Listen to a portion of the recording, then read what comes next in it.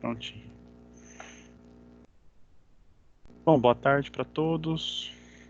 Ah, hoje o que a gente vai tratar na nossa aula é a respeito da parte de adicionar e remover máquinas do domínio, né? Então a gente criou um domínio com o Windows Server e agora a gente vai pegar uma máquina cliente, né? Um Windows 7, 8, 8.1 ou 10 e adicionar essa máquina dentro de um domínio. É um processo simples, mas é muito comum, né? Então, assim, pensa que numa rede você vai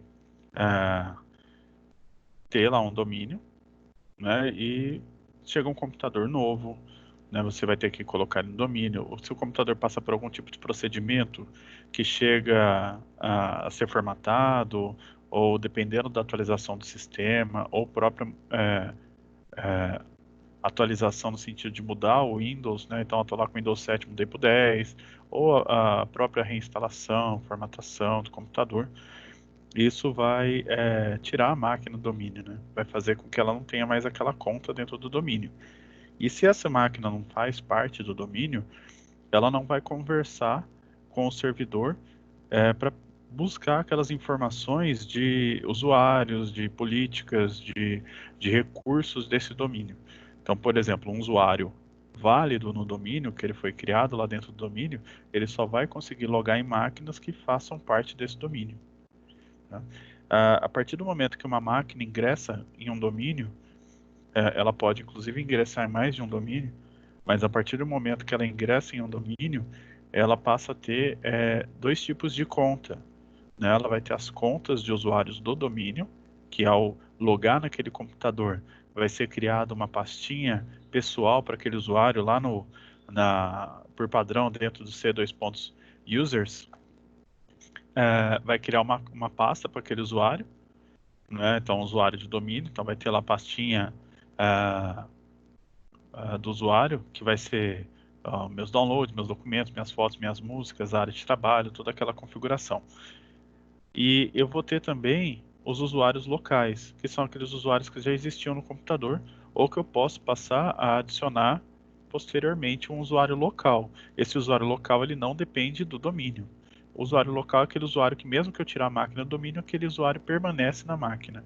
Então, eu tenho contas de usuários locais e contas de usuários de domínio. Por que eu tenho que saber isso? Imagina que você vai logar com uma conta que ela tem o mesmo nome no domínio e tem o mesmo nome localmente. E aí você precisa saber onde que você quer logar, né? Um exemplo disso é quando você precisa logar com uma conta administrador daquele computador. Então você gerencia aquelas máquinas, mas você não gerencia o domínio. Não é você que toma conta do controlador de domínio, né? Você trabalha lá numa equipe, mas essa não é a sua responsabilidade. E aí você precisa adicionar um programa naquele computador. E aí vem uma orientação para que você logue como administrador naquela máquina. Só que essa conta administrador que você vai logar é para fazer alterações naquela máquina em particular.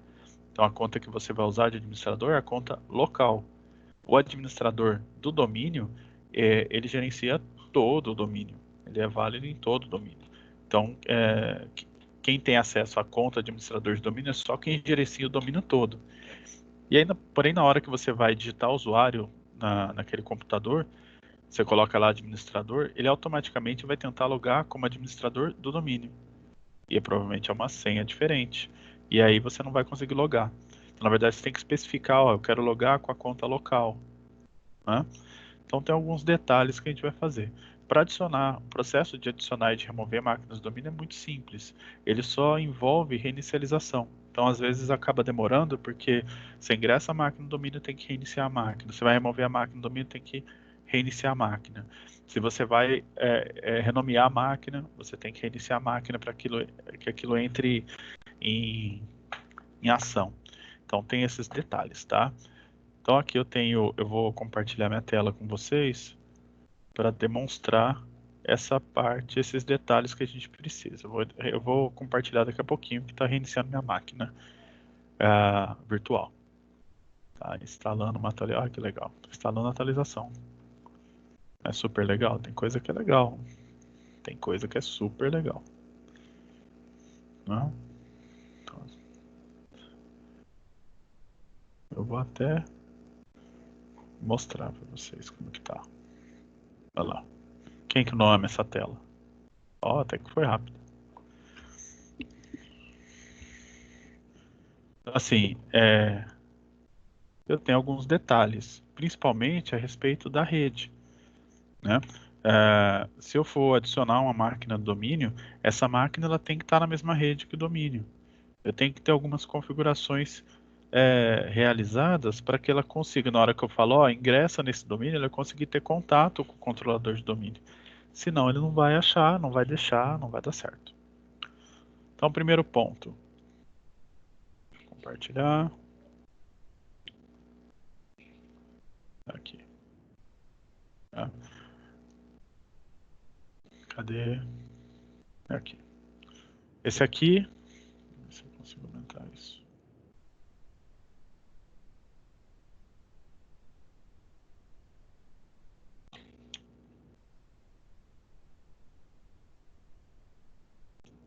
Que eu quero.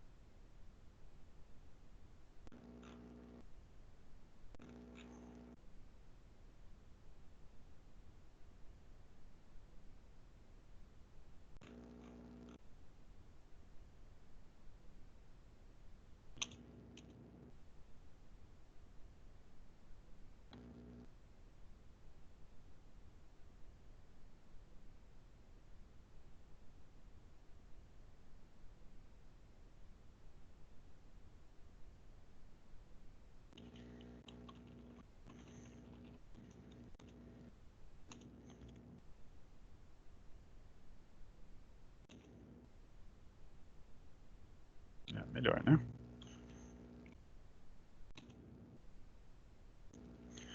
Esse aqui eu estou conectado via SSH no meu servidor. Tá? Então,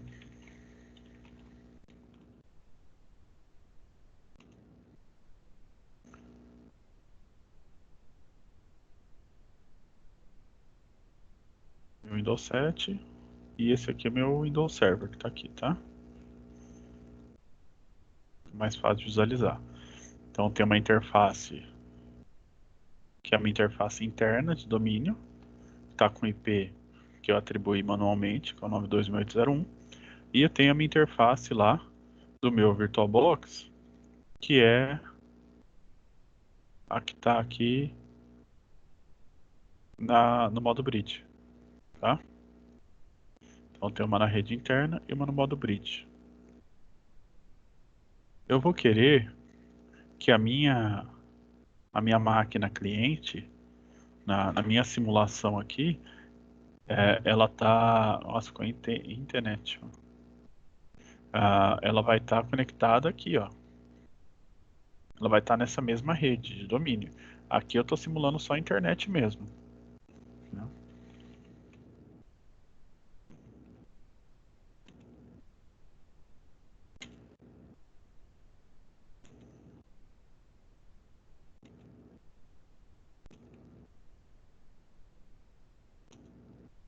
Ok, então, melhor, né? Então, aqui só serve para eu ter acesso à internet a princípio, tá? E para eu fazer o acesso aqui usando o programinha de SSH. Mas a minha rede, meu domínio, que me interessa, onde que eu vou trabalhar mesmo é aqui, tá? Tudo em cima aqui dessa placa. Então, para eu simular, se eu tivesse dentro de um laboratório, simulando isso com máquinas reais, eu ia pegar um switch, tá? Um concentrador de rede, eu ia ligar na tomada, eu ia pegar um computador, que é o Windows, e instalar o Windows Server nele, ligar a placa de rede dele numa placa numa porta desse concentrador, desse switch. Ia pegar o meu Windows 7, instalar uma outra máquina, instalar o Windows 7, ligar um cabo de rede nesse mesmo switch, nesse mesmo concentrador, tá? Então eles estão lá no mesmo dispositivo, estão no mesmo alcance, dentro da mesma rede física, né? Falta configuração. Uma outra placa do meu computador que está com o Windows Server instalado, eu ia conectar ali na rede do Senac, que eu ia ter internet, só para ter internet. É isso que eu ia fazer. Então, o que que eu preciso fazer com essas duas máquinas, então, o Windows Server e o Windows Cliente? Eu tenho que colocar ela na mesma rede fisicamente falando, tá? Antes de configurar a parte lógica, eu preciso que ela esteja na mesma rede física. Então, eu não tenho switch. O que que eu tenho? Eu tenho o VirtualBox. O switch do VirtualBox, o que age como um switch aqui para mim, é esse nome do rede interna. Quando eu coloco ele no rede interna, né, e eu tenho mais de uma máquina com placa em rede internas ligada ao mesmo tempo, e elas têm esse mesmo nome que está aqui no nome, eu estou falando que elas estão ligadas no mesmo switch. Então eu posso criar diversos switches virtuais no VirtualBox, né? Basta eu dar um nome para ele. Então aqui por padrão ele vem escrito Intnet. Tá? Então se eu quero que ele esteja ligado no mesmo switch, as duas máquinas virtuais com a placa de rede em modo rede interna devem ter o mesmo nome aqui. Isso eu estou dizendo que elas estão ligadas no mesmo switch.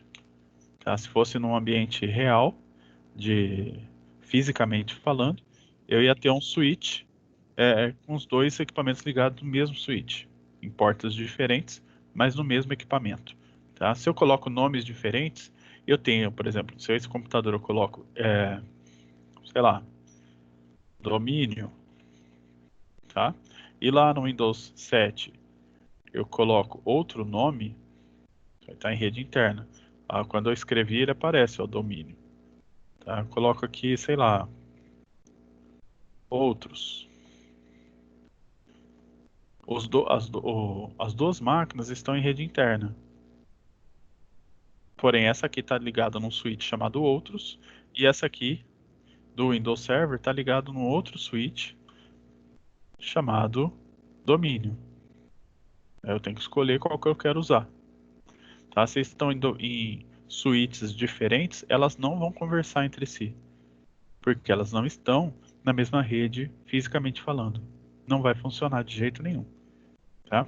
Então, se eu quero que ela funcione, eu vou deixar aqui numa rede, e essa outra que eu quero que tenha conexão, eu vou deixar na mesma rede. Tá? Não importa quantas redes eu tenho aqui, elas têm que estar na mesma rede. Então, fazendo isso, eu tenho as duas máquinas no mesmo equipamento, no mesmo switch, na mesma rede. Tá? As duas ligadas no mesmo, como se fosse o mesmo roteadorzinho que eu tenho ali, ligando usando o cabo. Né? Então, se eu configurar tudo corretamente, a parte física, né, é, do meu modelo OSI está resolvida. Né? Tá tudo certo ali. Então, o cabo está conectado. Aqui no VirtualBox eu não tenho como, eu não vou simular, não vai acontecer do meu cabo quebrar. Nem a parte dos conectores, nem a parte do sinal elétrico que corre ali. Então, nem a placa de rede, não vai queimar. Então ela vai estar funcionando essa parte. E elas estão ligadas no mesmo equipamento. Opa, então está resolvido. Então agora só falta eu configurar. Tá ficando claro isso, gente? Qualquer coisa vamos falando, tá? Me para aí, levanta a mãozinha. Como a gente está em pouca gente aqui, é só chamar mesmo, só começar a falar aqui que eu paro, tá? Então o que a gente vai fazer? Eu tenho aqui o Windows 7 e eu tenho o meu Windows Server. Eu preciso colocar agora o meu Windows 7 na mesma rede, né? Em configuração física, em configuração de IP, eu tenho que colocar ela nessa mesma rede para conversar com esse servidor. Tá? Então lá no meu Windows 7, ao meu Windows 7, né? Eu tenho que, deixa eu ver se eu tenho,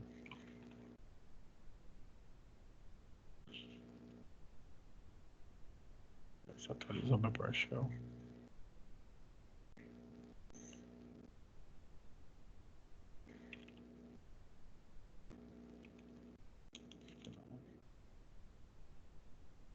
Enfim, eu tenho que colocar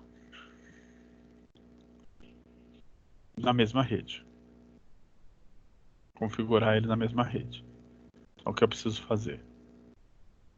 Ir lá na parte de configuração de IPv4 e ele está aqui para pegar um IP automático. Eu tenho que colocar um IP fixo, né? Se aqui no meu server está um 92.6801, né? Aqui eu tenho que colocar dentro da mesma rede, vai ser um 92.168.0 alguma coisa. Tá? Pode ser 2, 3, 10, 200, 150, qualquer coisa. Eu vou colocar aqui 100. Tá? Máscara de subrede ele vai completar para mim sozinho, não preciso configurar. Gateway padrão a gente não vai usar. E aí eu tenho um outro detalhe importantíssimo, né? Quando eu configuro no meu Windows Server como um controlador de domínio, ele automaticamente instala a função de DNS, que faz a resolução de nomes dos computadores. Então, todo computador tem um nome, o domínio tem um nome, e tudo isso fica armazenado no servidor DNS. Eu preciso apontar aqui na minha máquina cliente o servidor DNS do meu Windows Server. No meu caso, como ele é o controlador de domínio e ele tem a função de DNS instalado, o DNS é ele mesmo. Tá? Se eu pegar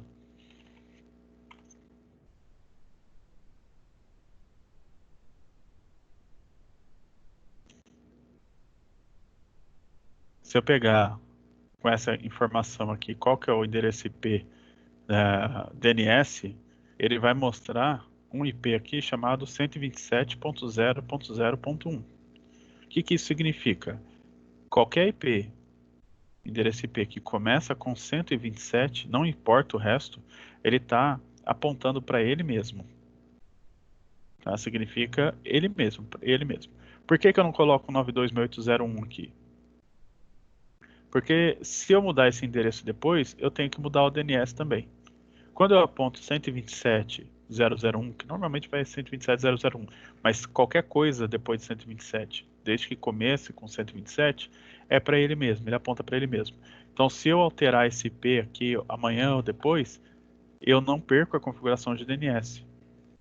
Tá? Ele continua apontando para mim mesmo, não importa o endereço que eu seja. Tá? O que eu não posso fazer? Eu não posso vir aqui e colocar 127.0.0.1. Por quê? Para essa máquina aqui, para essa máquina, para o Windows Server 2019, 127.0.0.1 significa 192.168.0.1. Para o Windows 7, 127.0.0.1 significa 192.168.100. Então, assim, isso aqui na ponta para ele mesmo, se eu estou falando 127.0.0.1 nessa máquina aqui, ele vai achar que eu estou querendo falar o IP que está atribuído para ela. Então tem que tomar cuidado nisso. Porque ó, tem que pôr o DNS do servidor. Aí você vem aqui no servidor, com a maior boa vontade do mundo, e procura qual que é o endereço DNS dele. O DNS dele é ele mesmo, então vai estar 127.0.0.1. Aí você pega essa informação, né? Vem aqui no Windows 7 e coloca isso. Não vai dar certo, tá? Só dá certo aqui para ele mesmo. Então tem que pegar qual que é o endereço dele e colocar no lugar do DNS aqui. Então no meu caso, o meu DNS vai ser o IP que está atribuído lá, 92.801. Entenderam isso?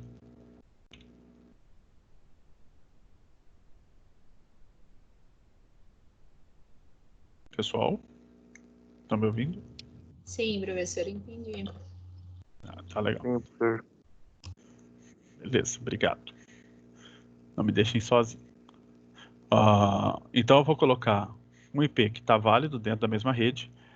A máscara de subrede é a mesma, que aí é a mesma para todo mundo. E o DNS eu tenho que colocar o IP que está atribuído de IP mesmo no meu servidor. E dou OK. Né? Apliquei isso. Se eu... Opa, cliquei para desativar sem querer. Se eu verificar, clicar duas vezes aqui para verificar informações da minha rede, né? Eu vou ver lá que ele está com esse IP que eu defini manualmente, está com o DNS que eu defini manualmente. Né? Ele está aqui ativo, está com uma conexão que faz menção ao cabo de rede de 1 gigabit, né? Falta eu fazer uma verificação aqui de teste.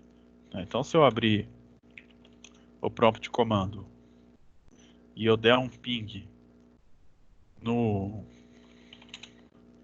meu domínio, que chama vzone.local, ele deve responder. Tá? Se ele responde, quem que está recebendo, a resposta está vindo lá do meu servidor, tá vendo? O 92.801. Eu pinguei, fiz um teste de conexão. Se eu tivesse no PowerShell, esse é o test connection. Estou fazendo um teste de conexão com o domínio, vzone.local, porque é o nome do meu domínio aqui.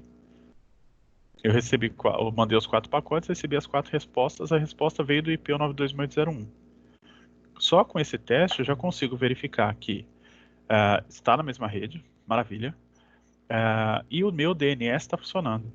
Porque se eu der um ping no nome e eu conseguir traduzir esse nome para o IP, é porque o DNS está funcionando. O DNS que eu coloquei aqui está correto. E o meu DNS lá no servidor, obviamente, está funcionando, porque o meu domínio está funcionando. Então, fiz esse teste. Se eu der um ping no nome da máquina, o nome da minha máquina lá do server é CRV 2019. Ele também responde. Só que ele está respondendo não com o IPv4, ele está respondendo com o IPv6. Tá? Se eu ver aqui no meu... Opa. Eu tenho minha configuração de IPv6 aqui também. Aí ele está respondendo com essa configuração. Tá? Mas o que importa? Está pingando, está dando certo. Tá? Meu DNS está ok. Minha configuração de IP está ok. Eu não coloquei um IP que já estava sendo utilizado por outra máquina, que poderia causar um conflito. Né? Tá fácil aqui, então.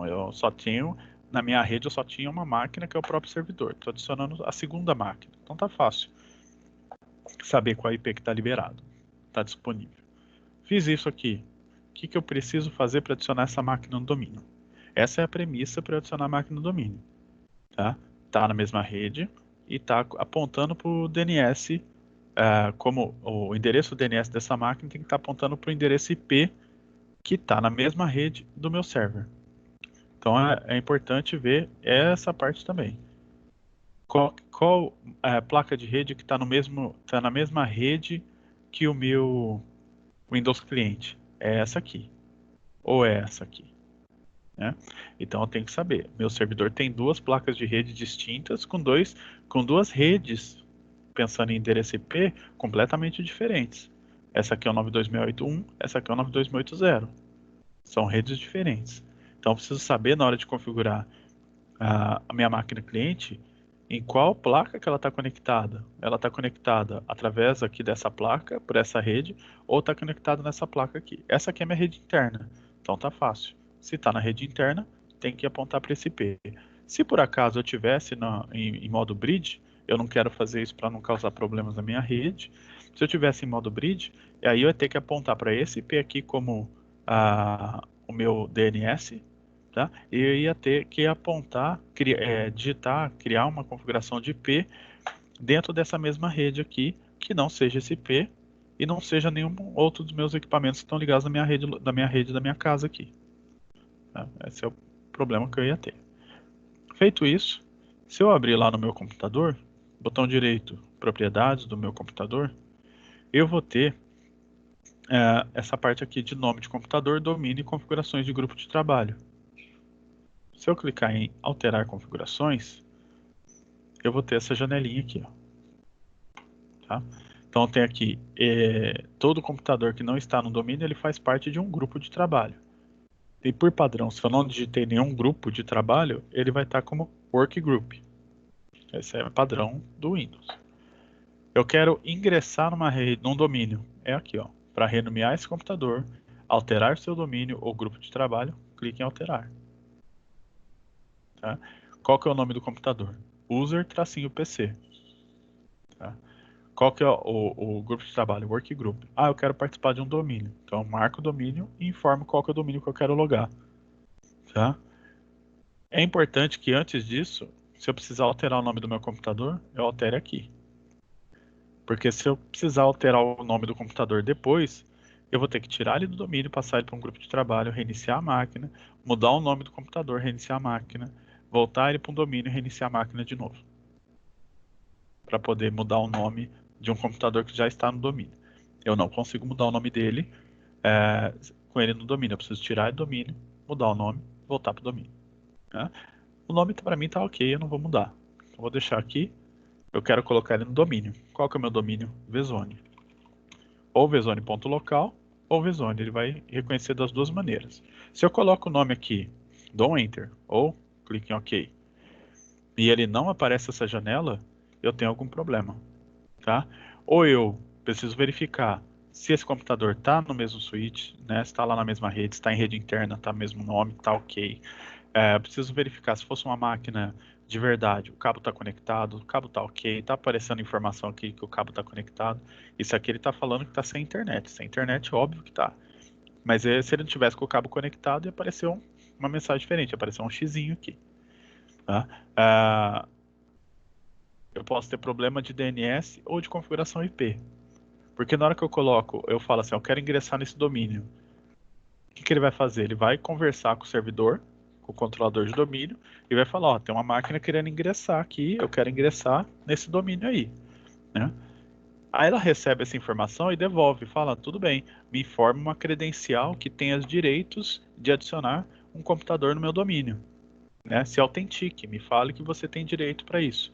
Então, quando chega essa telinha, é que ele já conseguiu conversar com o servidor, né, e pedir para colocar essa máquina no domínio. O servidor está falando, tá, me passa a credencial, me informa aí o usuário e senha do meu domínio para que eu consiga adicionar. Se chega até essa tela, está acontecendo isso. Se não aparece essa telinha, se eu dou um OK aqui, ele fica um tempo, e ele me retorna uma mensagem de erro, eu posso ter algum probleminha aí de configuração IP, de DNS, ou até mesmo, eu esqueci às vezes por se tratar de VirtualBox, às vezes eu esqueci de tirar ela aqui do modo NAT ou do modo Bridge. Tá? Só isso que é o problema. Então vamos lá. Chegou aqui, eu vou precisar informar um usuário do meu domínio. O usuário e senha que eu estou colocando aqui é o usuário e senha que eu uso para logar aqui. Né?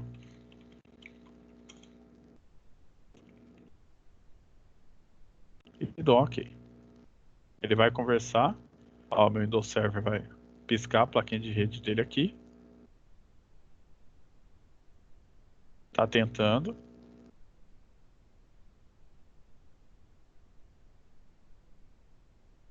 E aí eu recebo, quando dá um OK, eu recebo essa mensagem. Bem-vindo ao domínio. Então o que ele fez? Ele criou dentro do meu servidor uma conta para esse computador. Então ele fala que agora esse computador faz parte do domínio. Então usuários do meu domínio conseguem logar aqui dentro. Ele faz parte do grupo agora. Dou um OK e ele me avisa que eu preciso reiniciar para que essas alterações entrem em vigor. Vou reiniciar agora. Gente, só isso, a máquina está no domínio.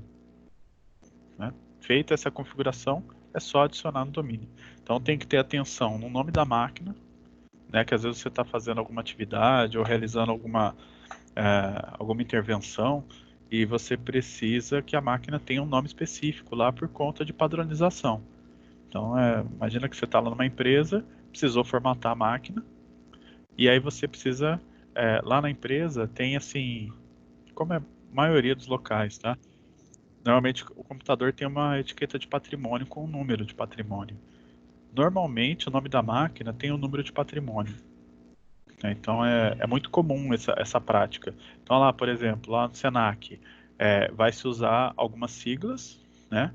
Que no caso a sigla da nossa unidade dentro do estado é RIP, de Ribeirão Preto, RIP. Então as máquinas lá do Senac é padronizado os nomes, então vai ser RIP e um número. O número é o número da etiqueta de patrimônio. Né? Então é um facilitador na hora que, por exemplo, se o cara quer conectar na minha máquina, ele precisa saber o nome da minha máquina. E eu não sou técnico, eu não entendo de TI, eu uso o computador lá para trabalho e eu não entendo nada de TI fora do meu trabalho. Aí fala, vê o nome da máquina. Mas como é que eu vou ver o nome da máquina? Então, assim, é muito mais fácil para quem está dando suporte falar para o usuário assim, Ó, você vê o número da etiqueta do patrimônio desse computador. Então, todo mundo na empresa sabe o que que é uma etiqueta de patrimônio. E é um número que está escrito ali. Ah, tá, o número 1, 2, 3, 4, 5, 6. Então, eu sei que o nome da máquina vai ser RIP 1, 2, 3, 4, 5, 6. Então, quando eu for fazer um acesso remoto, eu vou acessar pelo nome RIP 1, 2, 3, 4, 5, 6. Eu consigo fazer o acesso remoto ali na máquina para fazer algum tipo de intervenção que o usuário me solicitou. Tá? Então, tem que ter atenção nisso. Às vezes você precisa colocar um nome padronizado antes de colocar no domínio. Porque senão você perde um tempo. Coloca a máquina no domínio e aí esquece que o nome está errado, você vai ter que tirar o domínio, mudar o nome e fazer de novo. Tá? Não que seja um trabalho absurdo, mas eu vou dar um exemplo de uma empresa que eu já trabalhei, que foi no Correio. A gente atendia as agências da região aqui do DDD 16. E assim, meu horário de trabalho era até às 5h30, se eu não me engano. Só que 5h30 eu tinha que estar aqui na sede. Né? Eu tinha que estar aqui lá no prédio do Correios lá da Lagoinha. Eu tinha que estar lá dentro esse horário. Eu não podia fazer hora extra porque eles não pagavam hora extra. Então, às vezes eu estava lá em Franca, né, Patrocínio Paulista, sei lá, estava um lugar mais ou menos longe. E eu estava com tempo, precisava vir embora, eu já tinha atendido os lugares, e eu precisava colocar aquela máquina no lugar e voltar, vir embora para chegar dentro do horário. E aí eu fazer tinha que colocar a máquina no domínio e esqueci de mudar o nome. Então, assim, é 10 minutos, 15 minutos a mais ali para reiniciar. Imagina uma máquina lenta, cheia de programa instalado, o tempo que não demora para reiniciar, né? E era um tempo que podia me trazer problema depois, chegar atrasado, dar um monte de consequência, né? Então aqui, ó, dentro do meu Windows 7, isso aí poderia ser no Windows 10 também. Agora, na hora que eu ligo a máquina, por padrão, ele pede para que a sequência de Ctrl Alt Delete seja é, inserida para você poder fazer logon. Só que dentro aqui do Windows, igual no Windows Server, né? Dentro do VirtualBox é o Ctrl do lado direito e o Delete. Tá? Então, o nome do meu usuário aqui era o user sem senha.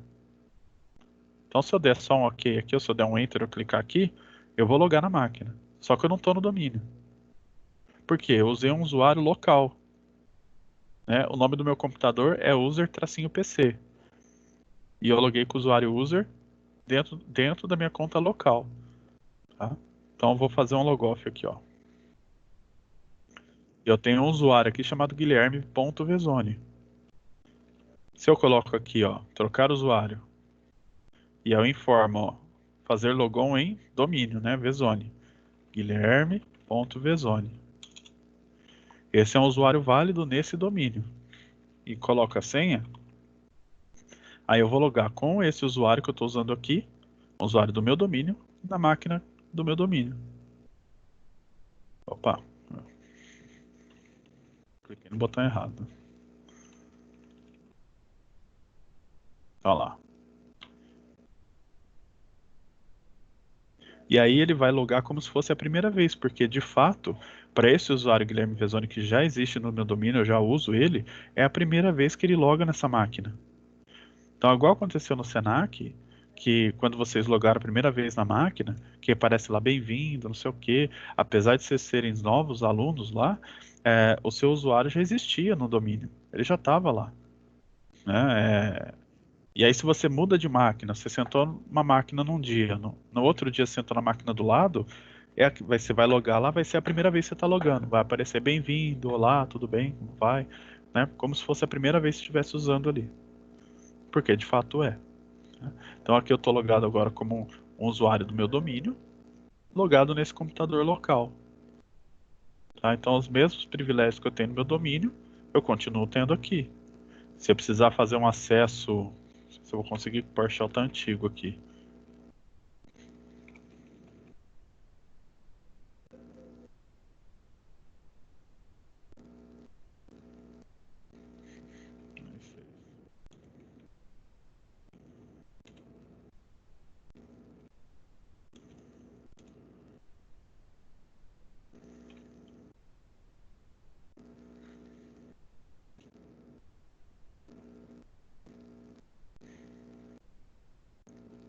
Eu consegui pingar.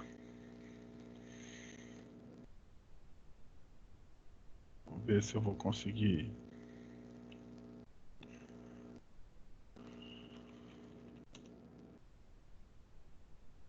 Tá aqui, se eu tentar fazer, eu acho que eu não vou ter acesso remoto.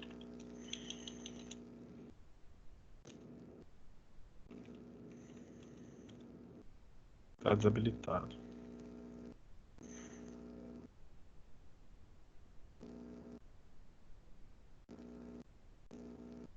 Tá desabilitado. Mas enfim, eu tô aqui dentro da minha máquina. Se eu tentar acessar uma pasta compartilhada no servidor, ou se eu colocar por nome, que é melhor ainda, ele vai mostrar as pastas que estão compartilhadas, apesar de eu não ter acesso, né? Se eu não tiver nenhuma pasta que eu quero, mas ela tá aqui, ó. As políticas de grupo, meus scripts de logon, tá? Então esse é o volume do meu domínio, essa é a pasta mais importante do meu controlador de domínio. Tá? Tendo acesso aqui porque eu tenho como fazer isso, tá?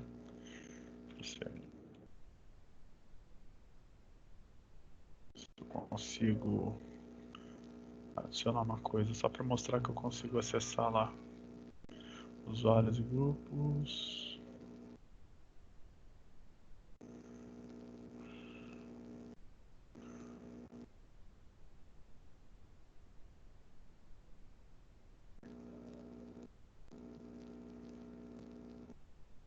Iniciamento do computador.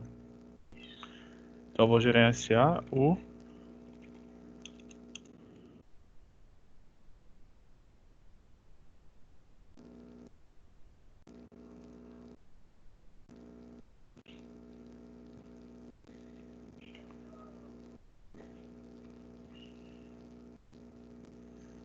console.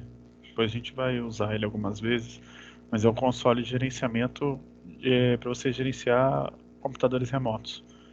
Ele aparece as ferramentinhas aqui, como se fosse dessa máquina, mas eu consigo conectar em outra. Não está habilitado para isso.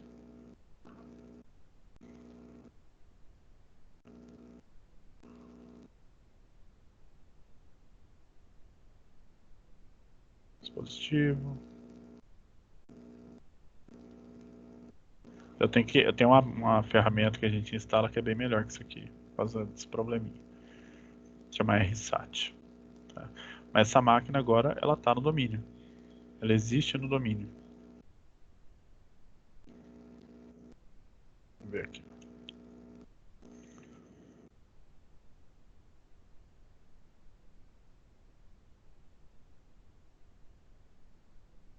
Get a the computer.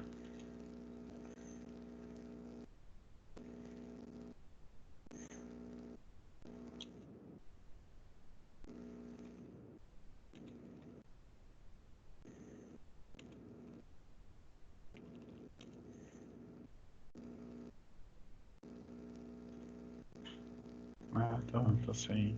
Não atualizei ele. Nossa.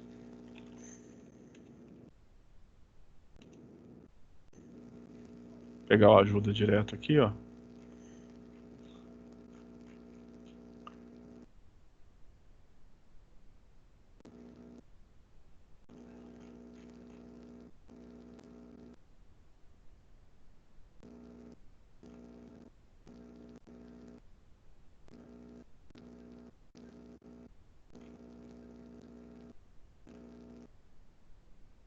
Isso que vai dar certo.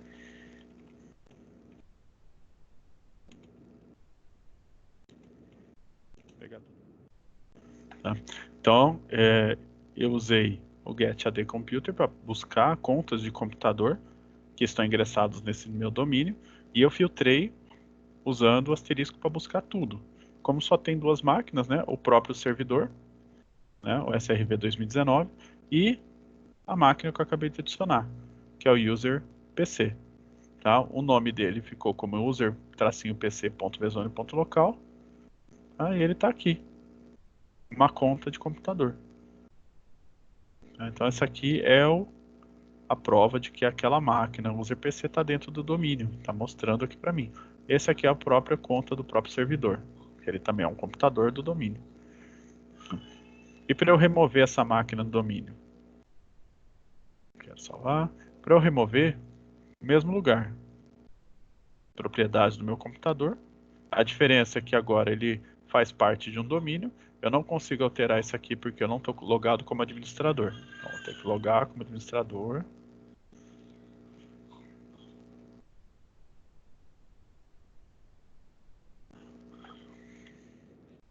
E aí eu vou trocar meu usuário, vou logar como administrador. E aí é o problema que acontece. O administrador domínio eu quero. Então, administrador, na hora que eu coloco administrador, o que que ele fala? Ó? Administrador do computador. E eu quero logar como administrador de domínio, por exemplo. Então, eu tenho que explicar para o computador que eu quero logar na conta administrador, mas do domínio. Eu posso fazer isso assim, ó. Eu estou especificando para ele que eu quero logar como administrador, mas dentro da conta do domínio. Então, eu posso pôr um @vzone.local. Ou então, eu posso fazer vzone barra administrador. Tá? E se eu quisesse forçar logar como usuário local? Ponto barra, essa barra aqui, ó. Quando eu ponho ponto barra, e aí um usuário, user, por exemplo, vamos supor que existe um usuário user no domínio também. Eu quero forçar a logar na máquina local. Então, ponto barra user. Se eu quero forçar a logar no domínio, nome do domínio, barra nome do usuário, ou então o nome do usuário, arroba nome do domínio. Administrador. Também vai ser a primeira vez que ele loga aqui, ele vai dar um avisinho.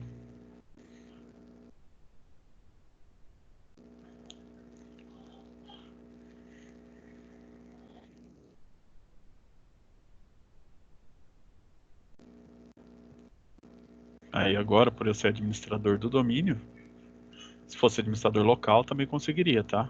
Então, posso alterar aqui. Eu não quero mais o domínio, eu quero voltar para um grupo de trabalho. Pode ser qualquer um, tá? Estou colocando workgroup, mas poderia ser qualquer coisa aqui. E aí ele vai falar que para eu deixar o domínio, eu vou precisar saber a senha e conta do administrador local para fazer login no computador. Ou seja, se eu estou usando uma conta de administrador do domínio. Então ele está me exibindo um aviso aqui, eu falo, ó, vai que eu não tenho uma conta local nesse computador, se eu não tenho, se tem um usuário que eu não sei a senha, pode ser que eu não consiga logar nessa máquina mais. Então quer continuar? Quero continuar. E ele vai remover essa máquina do meu domínio. Tá? Saí do domínio e voltei pro grupo.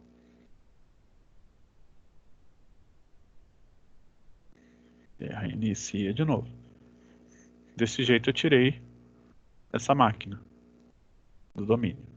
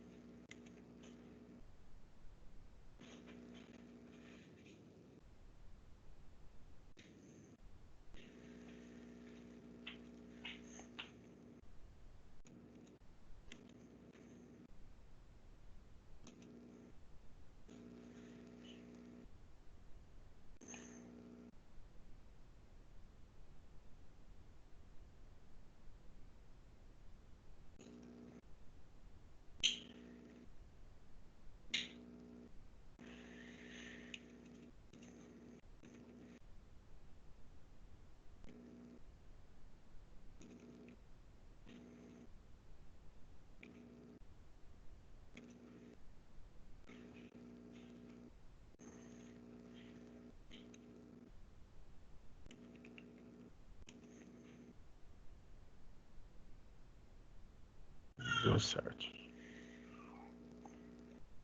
Compartilhar de novo. Tá, então aqui, essa máquina agora, alguém que é laranja aí, tá passando aqui na rua. Essa máquina não faz mais parte do domínio. Tá? Porém, lá no meu domínio,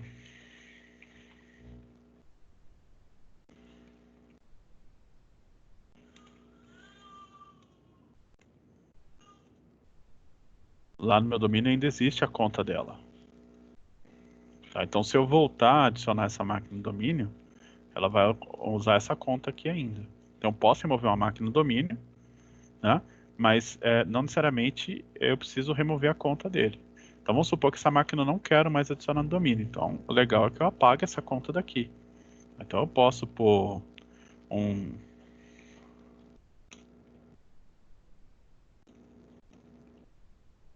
remover ele e informar o nome da máquina, tá? Que é esse aqui, ó. Eu removo a conta dela. Tem certeza? Sim, tenho certeza. Agora não tem mais a conta de domínio daquela máquina. Para que isso?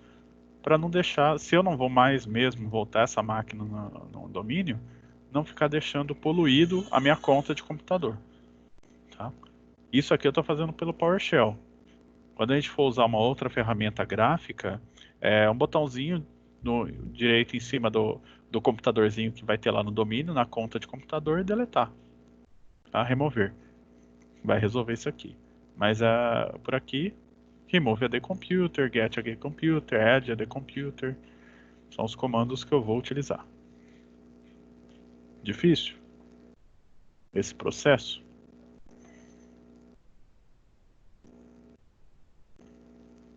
Não muito. Não muito. É bem tranquilo, pra falar a verdade, viu? Não tem nada de errado que você possa fazer adicionando ou removendo a máquina do domínio. Né? Então, vamos supor que você faça tudo errado na máquina do domínio, o único problema que você vai ter é que você não vai conseguir adicionar ela. Se você não informar o usuário e senha correto, se você informar o nome do domínio de maneira incorreta, se tiver configuração IP, se tiver configuração de DNS incorreta, aí você não vai conseguir concluir esse processo. Porém, você não vai danificar nem o domínio, nem a sua máquina local. Tá? Só tem algum problema ali que não está conseguindo resolver. Para remover a máquina do domínio, você precisa ter privilégios também.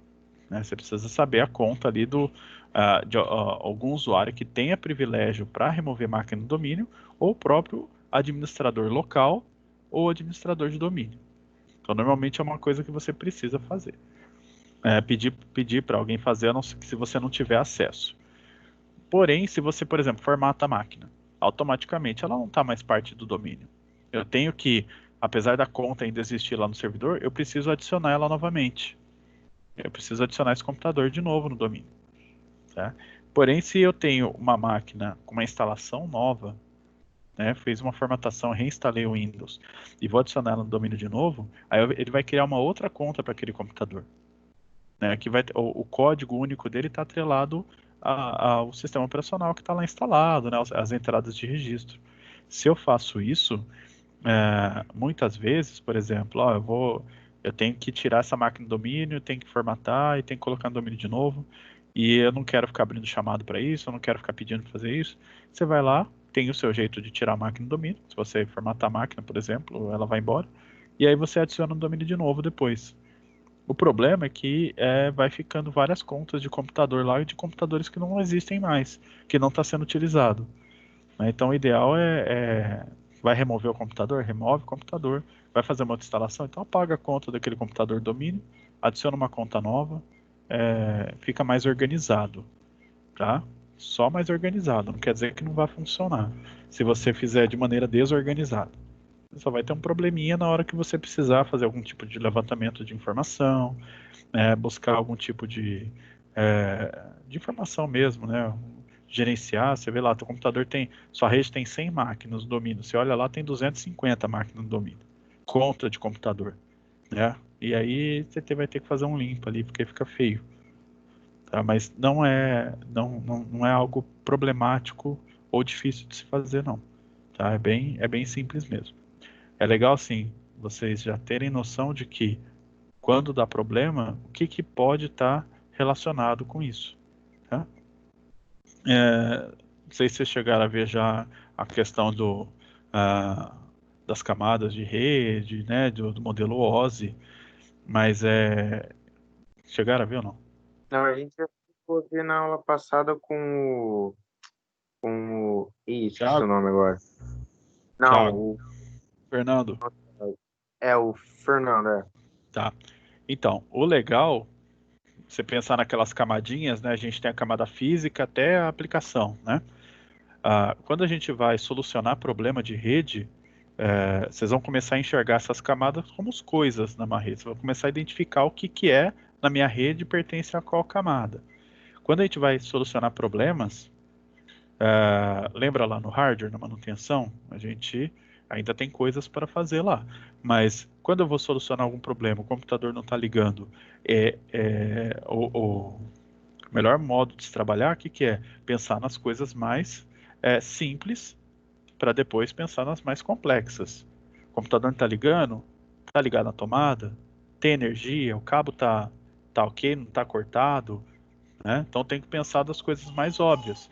Eu tenho um carro, o carro não liga, né? Tem combustível, né? A bateria está lá conectada, tem algum. Do que eu pensar que deve ser algum da molinha que quebrou, ou deve ser lá algum problema elétrico.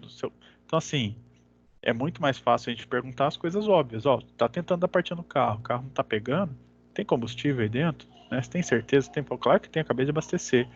Ah, então legal, o tanque tá cheio, tem combustível ali. Então vamos ver o que mais pode ser. Ó, o computador tá ligado à tomada, ó, beleza, tá ligado ali, a tomada tá testando, tá chegando. Eu peguei uma ferramenta ali de teste e vi que tem energia ali, que no cabo tá chegando energia. Então esse problema tá resolvido, né? É um problema, é uma coisa óbvia, besta, mas tá resolvido. Podia ser um problema, podia ter dado problema ali na minha tomada, só na minha tomada, entenderam? Quando eu vou trabalhar com rede, é a mesma coisa. Eu tenho que partir do mais besta, mais básico possível. O computador está fora da rede, está sem sinal. O cabo está conectado lá, né? Será que não desligaram o switch? Será que está tudo ligado? Então, eu vou tentando resolver das camadas mais baixas para as mais altas. Se eu estou com um problema de rede e não tá dando conexão, ao invés de eu ver se é a configuração IP, né? Se é algum protocolo que não está funcionando, se é um firewall que está bloqueando, deixa eu ter certeza que o cabo está conectado, né? Que está dando conexãozinha ali, que ali na parte do meu, ali na parte do meu Windows, né? Tem aqui alguma conexão. Ele exibe para mim que mesmo que eu não consigo visualizar o cabo, que o cabo está conectado, né? A mídia está ativa, né? Ou seja, ela está recebendo informação ali, tá? Ela está conectada em algum lugar. Está conectado meu cabo aqui, mas será que lá no meu roteador alguém desconectou? Né? Se eu desconectar a ponta de lá, isso aqui some. Se eu vim aqui na minha placa de rede e eu tenho condições aqui de desconectar o cabo, né? Some a minha conexão. Opa, mas tá aparecendo assim, aí eu olho o cabo tá conectado ali. Ai, poxa vida. Aí o que que a gente faz? Dá uma mexida no cabo, né? Pra ver se tá com mau contato. Aí eu vou ver ali no meu roteador direto, ali vamos supor que eu tenho uma ação que vive passando por ali, gato normalmente, né?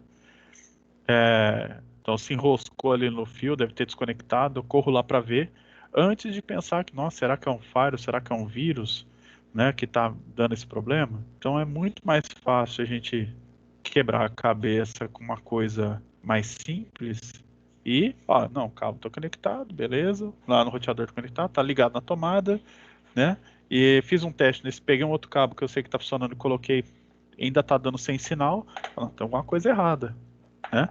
Aí eu vou tentando descobrir qual que é o problema. Então sempre vou partir do mais simples para o mais difícil, para o mais complexo. Tá? Então se você vai adicionar uma máquina no domínio e não está conseguindo, na hora que você coloca a informação do domínio, vamos supor, ó, meu domínio teste. Não é teste, né? Não tem domínio teste. A mensagem que ele vai dar. Tá, então, ó, não foi possível contatar um controlador de domínio para o domínio chamado teste. Verifique se o nome do domínio está correto. Se estiver correto, clique em detalhes para ver as informações. Tá? Sempre vai estar essas informações assim, ó. Nome de DNS não existe. Então o que ele está fazendo? Ele está consultando o servidor DNS e ele está falando, ó, eu quero ingressar num domínio chamado teste aí. O DNS fala, cara, não conheço ninguém com esse nome. Né? Não conheço ninguém com esse nome, não.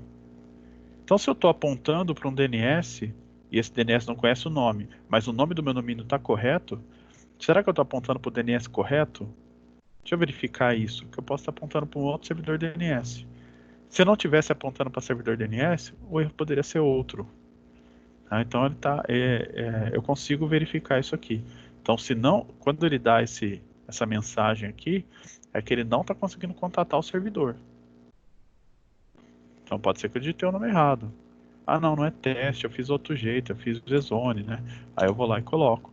Opa, apareceu aqui. Então já deu certo. Se eu colocar vzone.local, dá certo também, né? Se eu colocar tudo maiúsculo, igual eu tinha colocado, também dá certo. Então o problema não é letra maiúscula e minúscula, entendem? Né? Se eu colocar tudo maiúsculo, tudo minúsculo, eu não vou ter esse problema. Não é esse o problema. Não é porque eu olhei meu domínio eu digitei Vzone com V maiúsculo e o resto minúsculo. E aí eu tenho que colocar desse jeito. Não é esse o problema. Tá? Ele não é case sensitive.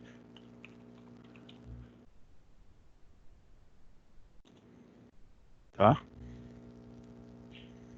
Então assim, não é esse o problema.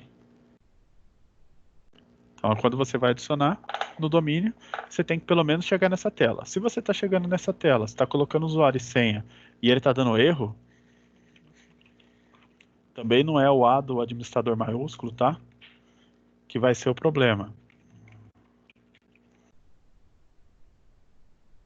E aí eu vou adicionar. E aí eu posso receber um problema como um erro dessa maneira aqui. Um usuário ou senha incorreto. Nesse caso, eu tenho contato, tá? Nome do usuário desconhecido ou senha incorreta. Nesse caso, eu não tenho, ou coloquei um usuário que não tem permissão, ou se eu estou colocando um usuário que não existe, ou se a senha do meu usuário está incorreta. Falha de logon. Falha de logon, ele está chegando até lá. Só que a autenticação que eu mandei não é válida. O usuário e senha que eu mandei não é válido. Então eu devo ter digitado alguma coisa errada. Eu posso ter colocado. é, tem muito Windows Server que está em inglês, que é administrator, não administrador. Tá? E aí administrador. Então você pegou uma versão do Windows Server que está em inglês, o usuário administrador, ele é administrator e não administrador. Aí eu posso ter um problema. Aí um erro de digitação mesmo. Tá? Ou coloquei um izinho a mais ali sem querer. Então sempre seja desconfiado de você mesmo, né? Você pode ter digitado errado. Você pode ter o teclado ali ter comido uma letra ou na pressa ter digitado alguma coisa errada, digitado a senha errado, tá? Antes de se desesperar. Digita de novo, vai com calma, né? Tá com desconfiança disso, coloca lá a senha, né? Copia, cola aqui, ok? Aí dá certo. Tá? Então assim, não confia nessas coisas. Pessoal, assim, seja desconfiado de você mesmo nesse ponto, para você não ficar batendo a cabeça. Senão você vai ficar achando que é um monte de configuração. Aí você fala assim, deve ser alguma coisa no meu servidor. Não, vou apagar esse server, deixa esse server para lá, eu não quero mais, vou fazer de novo. E aí você vai perder um tempão fazendo outro servidor por conta disso. E às vezes não é esse o problema. Às vezes dá certo, né? Você faz tudo de novo e aí chega nesse ponto e você não erra o que você tinha errado. É a única diferença, né? Aí você fala, não, tinha alguma coisa errada com o meu server, né? Para você chegar a ponto de desinstalar e instalar de novo num ambiente como esse que a gente está, que é que é um ambiente de teste, que cabe você apagar e fazer de novo várias vezes, não, tudo bem, né? Não tem problema. Mas não é sempre que você vai poder fazer isso. Mas para chegar num ponto desse, você já tentou tudo que você imaginar e não está conseguindo resposta. Você não cai numa tela de erro, ou cai numa tela de erro que você manda até na Microsoft e eles não sabem o que que é. Então, às vezes chega num ponto que você fala, não, realmente, eu vou ter que. Eu acho que pra mim aqui vai ser mais fácil eu começar de novo. Porque eu já tentei de tudo, eu já perguntei para um monte de gente, ninguém sabe o que é esse problema, ninguém está encontrando. Já testei de tudo que você imaginar na sua vida e não deu certo. Aí tudo bem, né? Aí é um desespero mesmo, né? Tem que fazer de novo mesmo. Talvez é a única saída, mas você vai ficar revoltado de não ter a resposta daquilo. Mas espero que não chegue nesse ponto. Tá? Então isso aqui é a parte de adicionar e remover máquinas do domínio. Combinado?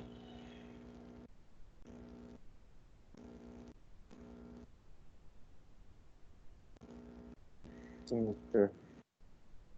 Maravilha. Um outro assunto que eu queria falar com vocês é a respeito do servidor DHCP, tá? Então, eu vou mostrar até uma imagem aqui para vocês do que é um servidor DHCP. Vocês conhecem já isso? Já ouviram falar? Já sabem me dizer o Eu que não. é?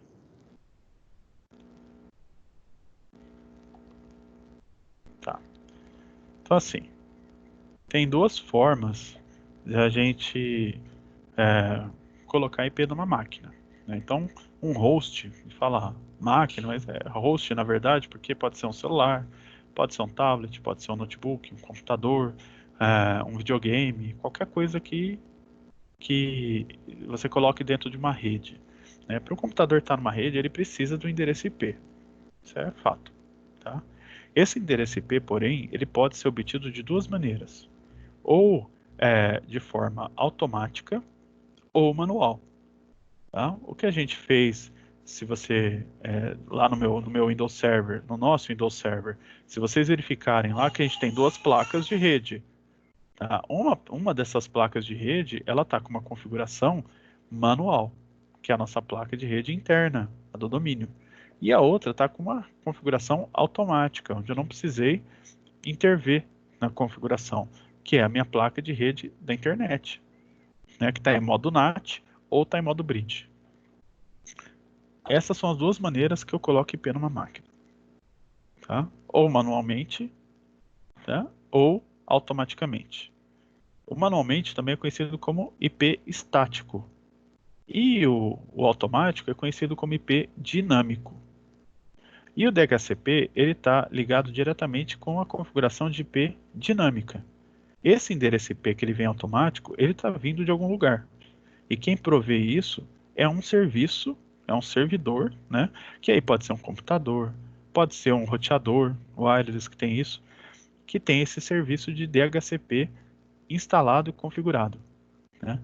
O DHCP é um serviço que ele fornece as configurações de endereço IP para os computadores de uma rede. Para todos aqueles computadores que estão configurados para pegar IP automático, ele vai fornecer, ele vai tentar fornecer uma configuração de IP válida na rede para ele. Antes desse serviço, desse DHCP, a gente tinha a necessidade de fazer a configuração de todas as máquinas de forma manual, de forma estática. Então imagina assim que eu tenho lá uma rede com 50 computadores. Eu vou precisar definir IP para 50 máquinas. Eu vou ter que configurar as 50 máquinas. E eu vou ter que manter uma documentação de qual máquina que está com qual IP. Para eu saber, quando precisar fazer algum tipo de intervenção de rede, qual IP que é cada máquina.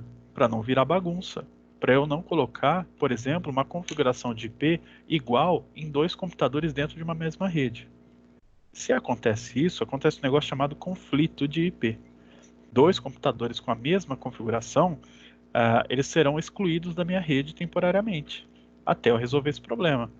Então, os dois computadores com o mesmo IP, eles não vão conseguir ter acesso à minha rede, enquanto eu não consertar isso. Então, eu não posso ter, dentro de uma mesma rede, dois computadores, dois dispositivos com o mesmo endereço IP. Eu não posso deixar isso acontecer. E quando você faz isso manualmente, se você tiver uma rede grande e ela não for muito bem documentada, muito bem organizada, isso acontece muito fácil, né?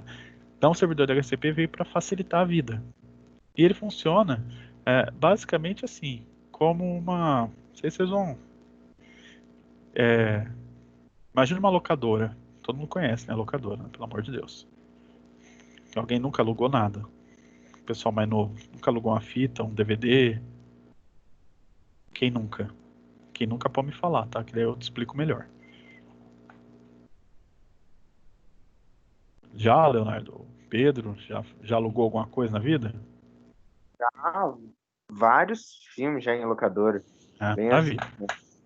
Né? Que tem um pessoal mais novo que não tá, nunca Eu também fez já, isso. professor. Que bom. Então, assim, funciona muito parecido com uma locadora. Só que é uma locadora de IP. Então, a gente vai aprender a configurar isso, mas hoje eu só quero explicar como ele funciona. Ó, o Pedro mandou chat aqui. Ah, beleza. Já também. Alguém configurou esse servidor de HCP. Tá? Então, não vamos falar da configuração agora. Vamos falar do funcionamento. Ele tem lá uma série de configurações de endereço IP. Uma quantidade, né? Então, você vai alugar um filme, alguma coisa, você tem que ter ele disponível lá, né? Então, ele tem uma quantidade de endereço IP lá. Então, vamos imaginar que a locadora só tem um filme. Só tem o mesmo tipo de filme. Só que eu tenho uma quantidade limitada. Quando você vai alugar um filme, você vai ter que criar uma conta, né? Você faz a locação, vamos supor que é de graça, você não precisa pagar. Você faz a locação e você tem um prazo para devolver. Né? Fala assim, ó, que o prazo são de 2 dias. Né? Então você pegou hoje, daqui 2 dias você precisa devolver. Aí se eu quiser pegar de novo, aí você pega de novo. Mais 2 dias. Fica à vontade. Mas aqui funciona assim. Desde que eu tenha disponível, eu posso te locar. Né? Ela funciona exatamente do mesmo jeito. Né? Então, assim, quando o computador, eu coloco ele, falo para ele assim, ó, você tem uma configuração de rede automática. Ele automaticamente vai fazer um negócio que, se vocês não viram falar ainda, vocês vão ouvir, chamado broadcast. Tá? Ele vai fazer um broadcast. Guarda essa palavra se vocês não conheceram ainda, que vocês vão conhecer. O broadcast, ele manda um sinal para a rede inteira, né? Como se ele estivesse gritando para todo mundo. Então ele manda um sinal para a rede inteira no protocolo UDP. Então a gente tem 3 tipos de protocolo principais: UDP, TCP e ICMP. O UDP tem uma característica que eu vou falar aqui por cima, mas vocês vão aprender isso, não é comigo. O UDP, ele não exige, ele não vai exigir um retorno confirmando a entrega do pacote. Então é como se eu estivesse mandando uma mala direta. A mala direta é aquele, eu vou lá no correio, quero mandar uma mala direta, eu vou mandar para um monte de gente a mesma carta, só que eu não quero saber se a pessoa recebeu. Eu não preciso saber se ela recebeu. Eu mandei. Se não chegou, não me interessa. Então ela não tem uma confirmação. Tá? Então esse é o DP. Tem outro tipo de protocolos que ele exige uma confirmação de entrega. Então quando ele te manda, você recebe e você tem que avisar. Ele fala, ó, ele vai querer saber, ó, você recebeu o que eu mandei? Recebi, então tá bom. Né? Porque preciso ter certeza que você recebeu. O UDP não. O UDP manda, você recebeu, você não recebeu, você falar para ele que recebeu também não quer saber. Então para ele tanto faz.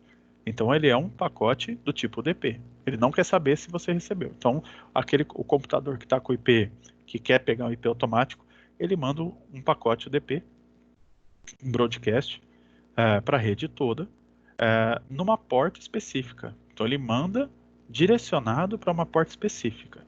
Tá? O que ele está tentando encontrar? Ele está buscando um servidor DHCP dentro da minha rede. Falou, será que tem algum servidor DHCP aqui? Eu estou procurando a bendita da locadora. Né? Será que tem alguma aqui? Então ele está procurando. Se tem um servidor DHCP, ele fica escutando naquela porta UDP específica. Tá? Então ele fica lá escutando, é na porta 67. Tá? Então ele fica lá escutando na porta UDP se tem alguém chamando naquela porta.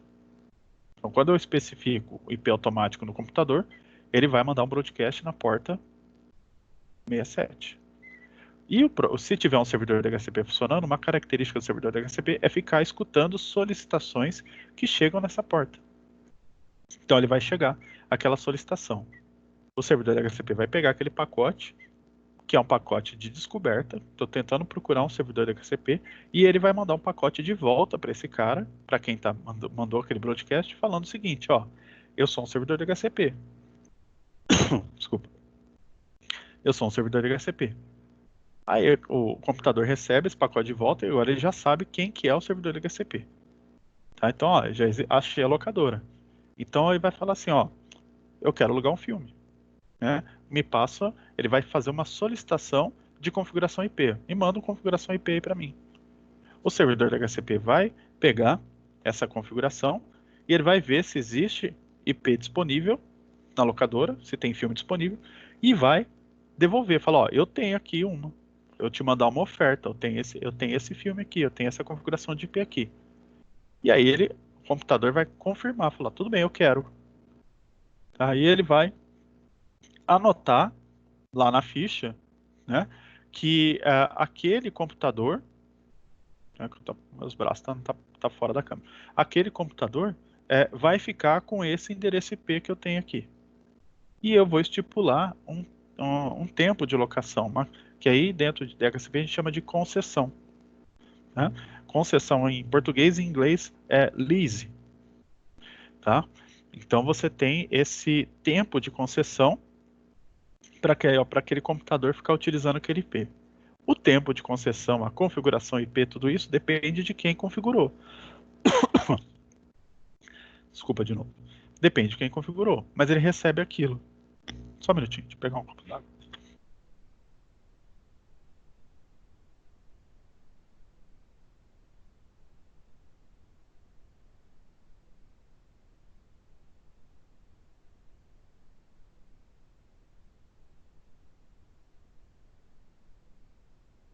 Tempo muito seco, né? Não tem jeito.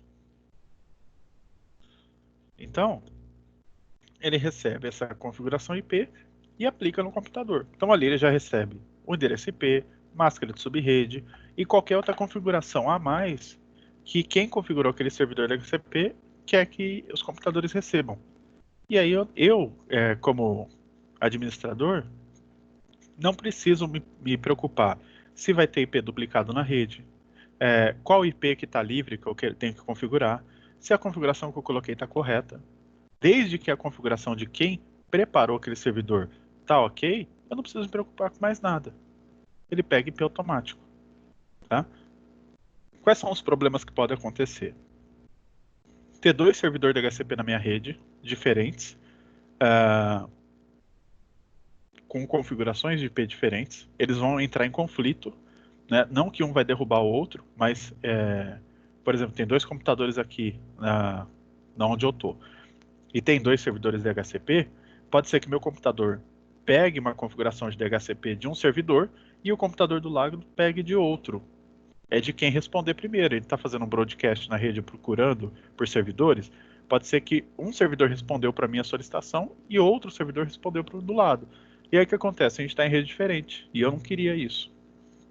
Então tem que ter cuidado na hora de implementar um servidor de DHCP numa rede. E eu também tenho que tomar cuidado na quantidade de IPs que eu quero ofertar versus a quantidade de computadores que eu tenho que vão solicitar. Eu nunca posso ofertar uma quantidade menor de IP do que eu tenho de computador. Então eu tenho uma rede lá com 150 computadores, o ideal é que eu configure um servidor DHCP com no mínimo 150 IPs. Porém, só 150 IPs também é errado, eu tenho que deixar uma folga. E se algum computador, algum outro equipamento precisa conectar, não vai ter IP, né?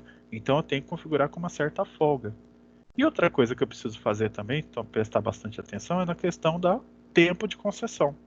O tempo de concessão pode ser de minutos, de horas e dias. Né?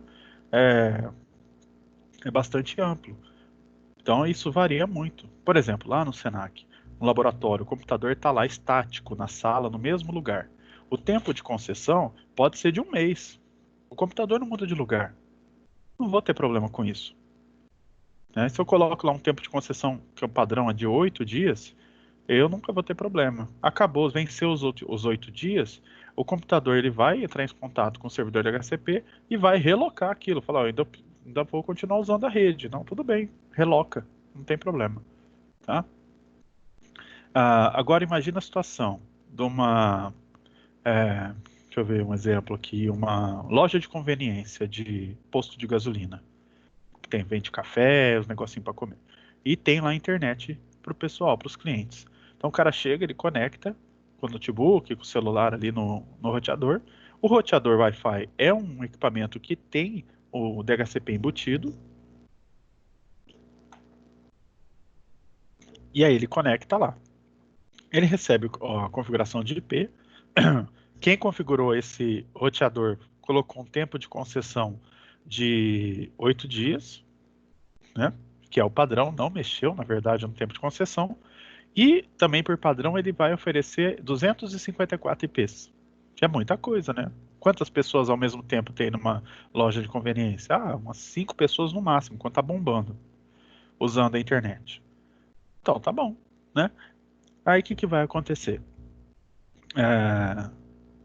Aquele cara vai pegar o IP e usou ali por meia hora e vai embora, né? Vai dar ali uma semana, né? Vai dar assim, uns 3, 4 dias, vamos pôr. Aquele cara o dono do posto ali, o responsável, ele vai entrar em contato e falar assim, ó, ninguém está conseguindo conectar na internet. E aí você vai lá, desliga e liga o roteador e resolve o problema, né? E aí isso vira uma solução. Ó, deu um problema, desliga e liga. Mas o que de fato deve estar acontecendo? Está acabando o endereço IP. O tempo de concessão de 8 dias, né, eu tenho 254 IPs. Então, assim, passa 5, 6 pessoas ao mesmo tempo na lojinha de conveniência. Porém, a rotatividade é muito alta. A quantidade de pessoas que passam ali e usam o computador é muito grande num dia só. Então, assim, passa 50, 60, 70, 80 pessoas num dia. Então, são 60, 70, 80 IPs que vão ser atribuídos para aqueles equipamentos deles, né? E aquilo está alocado para ele por 8 dias. Ele só vai liberar, mesmo que o cara desconectou da rede, tá? Lá na guia, na ficha da locadora, tá marcado que aquele IP está emprestado para aquele cara por 8 dias. Não interessa que ele não está usando, né? Não interessa que o cara alugou o filme e não assistiu, entendeu? Continua com ele. Então vai chegar num ponto que o servidor do HCP não tem ninguém usando a rede e o servidor do HCP não tem mais IP disponível, porque todos os IPs estão emprestados e ainda não venceu o tempo da alocação de 8 dias. A solução seria o quê? Alterar o tempo de concessão. Então eu preciso fazer um estudo ali para saber, ó, quanto tempo a pessoa passa aqui na loja de conveniência. Ó, 20 minutos, meia hora no máximo. Então eu mudo o tempo de concessão para 20 minutos, né? Então, assim, se passar ali 200 pessoas em 20 minutos, que é impossível, eu ainda vou ter IP disponível. Então a pessoa foi ali, 5 pessoas, usou o computador, pegou IP emprestado, deu 10 minutos, foram embora, tá? Daqui mais 20, daqui mais 10 minutos, aqueles IPs que estavam emprestados voltam para a lista de disponível. E aí eu nunca vou ter IP faltando. Vocês entenderam a lógica do negócio? Minha linha de raciocínio meio louca? Mas é assim, somente com tempo de concessão eu resolvo o problema. Porque ela está emprestada. O cara não está mais usando, ele já saiu ali da rede, ele já desligou o computador. Aquele IP não está mais configurado naquele computador. Porém, dentro do servidor do HCP tem uma lista onde fica anotado o computador e o IP que está emprestado e por quanto tempo está emprestado. E ele vai ficar guardado naquela lista até vencer a concessão. Se eu coloco uma concessão muito grande, várias pessoas diferentes passaram ali, mais de 254 pessoas passaram por ali pegando IP, num intervalo menor que 8 dias. Aí eu não vou ter mais IP disponível. É uma situação meio bizarra, né? Não tem IP disponível e não tem ninguém usando o computador, a rede, o roteador, né? Então quando a gente vai falar sobre servidor HCP, tem um monte de pontos que entram nessa história. Tempo de concessão, né? Que seria o leasing, como que quantidade de IPs que eu vou fornecer. Eu também posso entrar numa configuração que a gente vai fazer também de criar reservas. Então é muito comum hoje a gente ter impressora com rede, que ela vai na rede. E aí eu preciso, para usar minha impressora de rede, eu preciso acessar ela através da rede. Por onde que eu acesso? Por endereço IP, né? Se a minha impressora, eu ofereço lá um tempo de concessão de 8 dias. Ela pegou o endereço IP 192.180.20. Aí eu configuro para os computadores aqui, todo mundo a impressora 192.180.20. Passaram-se 8 dias, a minha impressora foi renovar a concessão e acabou pegando um IP diferente. Agora não é mais IP20, ela é IP21. Aí eu tenho que ir em todos os computadores e configurar o IP21 com a impressora de novo, que senão não vai conseguir imprimir. Então seria o ideal que aquela impressora sempre pegasse o mesmo endereço IP. Mas eu não quero configurar ela no modo estático. Eu quero configurar ela pelo DHCP, mas eu quero que ela sempre pegue o mesmo IP. Eu consigo fazer isso também. Chama-se reservas. Então eu consigo criar uma reserva para aquela impressora. Então fala, aquele equipamento ali, ele sempre vai pegar esse IP. Né? Então eu tenho algumas situações onde eu tenho dispositivos que são principalmente servidores, né? Seja uma impressora, seja um servidor de arquivos, é importante que ele sempre tenha o mesmo endereço IP, porque todas as pessoas acessam aquele endereço. Eu não posso ficar mudando aí de lugar. Então eu posso criar reservas para isso. Tá? Então esse é um serviço simples de se utilizar, até de se configurar, mas ele é imprescindível de que você conheça a maneira que ele funciona para entender os problemas que podem ser causados e fazer as configurações de maneira correta, né? De saber dimensionar um servidor DHCP para uma rede e para um tipo de uso que vai ter. Se tem muito equipamento móvel, eu tenho que tomar cuidado com o tempo de concessão. Né? Se é um lugar que tem muito visitante, que tem muita gente que vai lá, eu tenho que, e vai usar a rede, eu preciso tomar cuidado de disponibilizar bastante endereço IP fora dos computadores que já existem. Né? Então é preciso uma análise para poder entender como configurar isso. Tá? Eu vou passar para vocês depois como que é essa configuração no Windows Server, tá? Que seria assim, uma configuração mais complexa.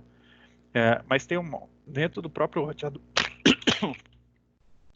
perdão, dentro do próprio roteador Wi-Fi de vocês tem um servidor de DHCPzinho, tá? Ele só não tem tantas configurações quanto num servidor como o Linux ou Windows Server. Alguma dúvida?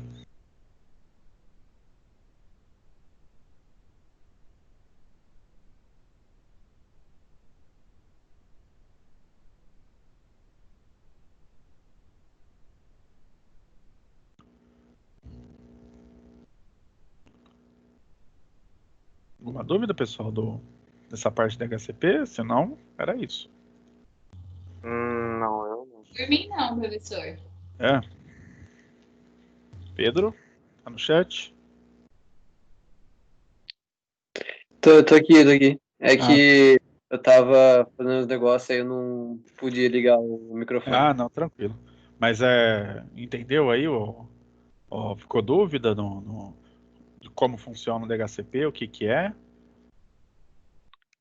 Não, eu conseguia entender bastante sobre. Maravilha, maravilha então, gente. Então é isso, pessoal. Queria falar um pouquinho sobre o DHCP antes da gente começar a fazer as configurações. Para vocês saberem quando eu falar o que é um escopo, o que é um endereço IP, para que serve aquilo, fica mais fácil. Mas é basicamente isso. Tá joia? Sim. Tá bom. Ok. Por hoje é só então, gente. Obrigado aí pela atenção e paciência de sempre. Ok, professor. Tchau. Tchau, tchau. Um abraço. Tchau. Valeu, Abraço senhor. pra todos. Oh. Tá bom.